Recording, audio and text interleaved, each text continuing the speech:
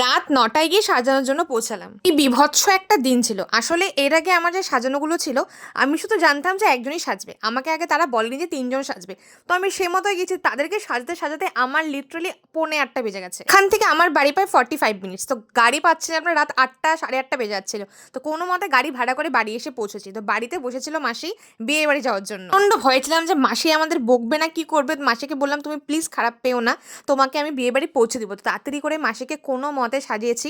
প্রায় 9:45 বেজে গেছিলো। তারপর সাজিয়ে মাসিকে বিয়ে বাড়ি পাঠিয়েছিলাম। পর্যন্ত মাসি বলেছিল ঠিক আছে, দেরি হয়ে গেছে গেছে, তুই কিন্তু আমাকে তাও সুন্দরভাবে প্রপার ওয়েতে সাজিয়ে দিবি। তো দেখো মাসিকে প্রপার ওয়েতে সাজিয়ে দিয়েছিলাম, মানে যেটুকু না করলেই না নয়। তো মাসিকে খুবই সুন্দর এবং মিষ্টি লাগছিল দেখতে। সে আমাকে অনেক দিন থেকে বলে রেখেছিল যে আজকে মাসি সাজবে আমার কাছে। তো সেখানে গিয়ে ব্লান্ডার হয়ে গেল, আস্তে আস্তে 9টা বেজে গেছে বাড়িতে। তো মাসিকে কোনো মতে আধা ঘন্টার মধ্যে রেডি করে তারপরে বিয়ে বাড়ি পাঠিয়েছে। তোমরা বলো কেমন লাগছে? আমার তো বেশ সুন্দর লাগছিল।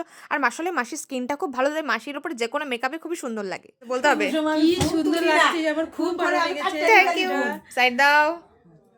ওগুলো সাজানোর পরে দৌড়াদৌড়ি করার পরে আমার সেদিনের অবস্থা একদম পুরো কাহিল হয়ে গেছিলো। আমি একদিন টোটালি বিছানাতে উঠতে পারিনি, এত অবস্থা খারাপ হয়ে যায় সাজাতে গিয়ে।